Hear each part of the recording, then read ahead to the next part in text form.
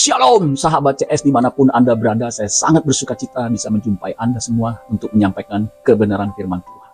Kebenaran firman Tuhan pada kesempatan kali ini berjudul pulang. Satu kata ini, judulnya satu kata, pulang. Apa artinya pulang? Ini penting saudara untuk kita pelajari. Siapa yang akan pulang saudara? Kita akan lihat. Sebelum saya melanjutkan, bagi saudara yang baru pertama kali menyaksikan tayangan ini, saudara langsung subscribe. Subscribe itu gratis saudara. Langsung pencet tombol lonceng notifikasinya supaya setiap kali saya membuat video firman Tuhan, saudara yang pertama kali menyaksikan. Jangan lupa saudara, kalau saudara diberkati, bagikan kepada yang lain supaya yang lain pun diberkati Tuhan. Puji Tuhan. Pulang. Kejadian pasal 4 ayat 13 dan 14. Saya akan bacakan buat kita semua. Dikatakan begini, kata Kain kepada Tuhan, hukumanku lebih besar daripada yang dapat ku tanggung. Jadi Kain protes kepada Tuhan, hukuman yang dia harus tanggung itu menurut dia lebih besar dari apa yang dia bisa tanggung. Ayat 14 dikatakan, engkau menghalau aku sekarang dari tanah ini, dan aku akan tersembunyi dari hadapanmu. Jadi jelas saudara sekalian ya, Kain dihalau. Seorang pelarian dan pengembara di bumi. Maka barang siapa yang akan bertemu dengan aku tentulah akan membunuh aku. Jadi Kain dia membunuh adiknya karena iri, karena dengki. Persembahan adiknya diterima sedangkan persembahannya ditolak. Itu yang membuat dia iri hati dan membunuh adiknya Habel, saudara sekalian. Sehingga Tuhan menghukum dia, menghalau dia. Terjemahan versi mudah dibaca dikatakan begini, ayat 13, Kejadian 4. Kemudian Kain berkata kepada Tuhan, hukuman itu ya lebih daripada yang dapat ku tanggung. Jadi Kain gak sanggup karena lebih daripada yang dia bisa tanggung. Lihatlah ayat 14, engkau memaksa aku meninggalkan tanahku. Memaksa aku meninggalkan tanahku. Aku tidak sanggup melihat engkau atau dekat kepadamu. Orang kalau berdosa, itu yang membuat dia terpisah dari Allah. Kecuali dia datang dan bertobat minta ampun kepada Tuhan. Dan Tuhan akan mengembalikan.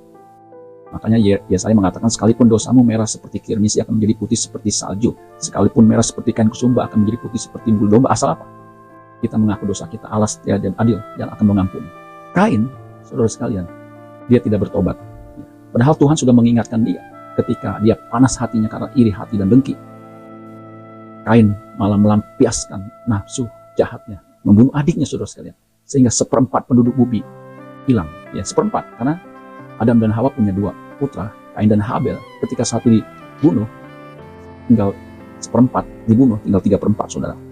Aku tidak mempunyai rumah, aku dipaksa berjalan dari satu tempat ke tempat yang lain di atas bumi. Jadi pengembara, ya, nomaden.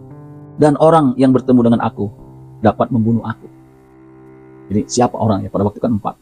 Jadi ancaman demi ancaman akan dialami orang yang jauh daripada Tuhan yang dihalau. Saudara sekalian. Nah, saudara sekalian, ya Kain merasa hukuman yang Tuhan berikan itu lebih besar daripada yang dia tanggung. Kalau kita baca ayat sebelumnya, ayat 11 dan 12, itu jelas akibat dosa yang dilakukan Kain, Tuhan menghukum, mengutuk Kain. Makanya saudara sekalian, jangan sampai kita melakukan dosa, apalagi pembunuhan, termasuk membunuh karakter. Benci itu, menurut ajaran Yesus, itu sama dengan membunuh. Itu yang menyebabkan kita jadi pengembara. Kita akan terasing daripada Tuhan. Makanya kita diajar untuk mengasihi musuh bahkan, supaya kita bisa tetap ada di hadirat Tuhan. Di Kejadian 4 ayat 11, ayat sebelumnya dikatakan begini, maka sekarang terkutuklah engkau. Ya, akibat dosa itu terkutuk. Terbuang jauh dari tanah yang menganga-ngakan mulutnya, untuk menerima darah adikmu itu dari tanganmu. Karena Kain menumpahkan darah ke atas adiknya. Dia bunuh, dia pukul. Ayat 12. Apabila engkau mengusahakan tanah itu, maka tanah itu tidak akan memberikan hasil sepenuhnya lagi kepadamu. Engkau menjadi seorang pelarian dan pengembara di bumi. Kalau pelarian pengembara, dia nggak bisa pulang. Makanya judul renungan kali ini adalah pulang. Pulang itu seharusnya sesuatu yang digantikan. Setiap orang ketika dia kerja, dia pasti pulang ke rumahnya. Ketika kita liburan di satu tempat, pasti kita pulang. Sebenarnya semua orang pasti akan pulang. Pulang kemana saudara? Pulang ke rumah Bapa. Atau biasa kita tahunya pulang ke rahmatullah. Masalahnya saudara sekalian, kalau kita selama hidup di bumi ini, kita jauh dari hadapan Tuhan, bagaimana kita bisa pulang ke rumah Bapa? Ketika kita di bumi, kita tidak punya hubungan dengan Tuhan. Seperti Kain. Kain itu dihalau dari hadirat Allah, sehingga menjadi pengembara. Dia tidak punya rumah bahkan di bumi ini, sehingga dia nggak bisa pulang. Orang nggak bisa pulang itu sangat sengsara. Di Kejadian 4 ayat 16, Lalu Kain pergi dari hadapan Tuhan. Dan ia menetap di tanah Nod di sebelah timur Eden. Orang dijauhkan di hadirat Tuhan adalah orang yang paling menderita. Ketika di bumi saja, kalau dia tidak hidup dalam hadirat Tuhan, tidak merasakan kehadiran Tuhan, hidupnya akan terasing meskipun di tengah keramaian. Kalau kita baca saudara sekalian, orang yang jauh dari hadirat Tuhan, itu sesungguhnya adalah kutuk di atas segala kutuk. Karena kita makhluk yang menyembah, makhluk yang punya relasi dengan pencipta. Karena nafas yang Tuhan berikan, roh yang Tuhan berikan, itu sesungguhnya berasal dari Dia. Karena Allah itu Father of Spirit and Life, Bapa segala roh. Semua roh itu berasal dari Bapa. Manusia punya roh, tubuh, jiwa, roh. Jiwa sama roh itu kadang-kadang dipertukarkan. Roh itu unsur kehidupan, jiwa itu unsur kesadaran. Kemudian tubuh seperti ini.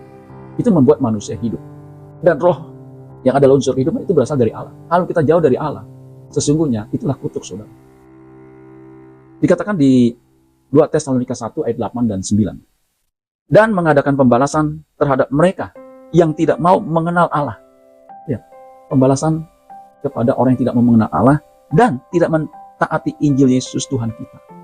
Yang tidak mau mengenal Allah, kemudian tidak mentaati Injil. Kutuk mereka ini yang tidak mau mengenal Allah, tidak mau membangun hubungan dengan Allah, jauh dari hadirat Allah, tidak mentaati Injil Yesus Tuhan kita. Mereka ini akan menjalani hukuman kebinasaan selama-lamanya. Dijauhkan dari hadirat Tuhan dan dari kemuliaan kekuatannya. Jadi kalau dijauhkan dari hadirat Tuhan, itu kebinasaan selama-lamanya. Kebinasaan bukan berarti hilang, lenyap, tidak ada lagi. Tetapi ada di dalam neraka jahanam, di mana terdapat kegelapan yang paling gelap. Di sana ada ratap dan kertak gigi. Penderitaan di neraka jahanam itu bukan hanya sehari, 2 hari, seminggu, 2 minggu, sebulan, 2 bulan, setahun, 2 tahun, tetapi selama-lamanya. Makanya saudara jangan main-main dengan kehidupan yang akan datang. Nah, selama kita hidup di bumi ini saja, kita merindukan pulang ke rumah kita. Meskipun rumah kita mungkin nggak mewah, sederhana. Ketika kita jauh, kita merindukan pulang. Itu yang benar. Itulah sebabnya kalau orang beriman, orang percaya, tidak merindukan pulang ke rumah Bapa, dia adalah pengkhianat. Karena pada akhirnya kita semua akan pulang ke rahmatullah, pulang. Karena roh akan kembali kepada roh, tubuh akan kembali kepada tanah, debu akan kembali kepada debu, tanah akan kembali kepada debu, tapi roh akan kembali kepada yang mengaruniakan. Dan Tuhan menginginkan roh yang kembali kepada dia itu, diingininya dengan cemburu.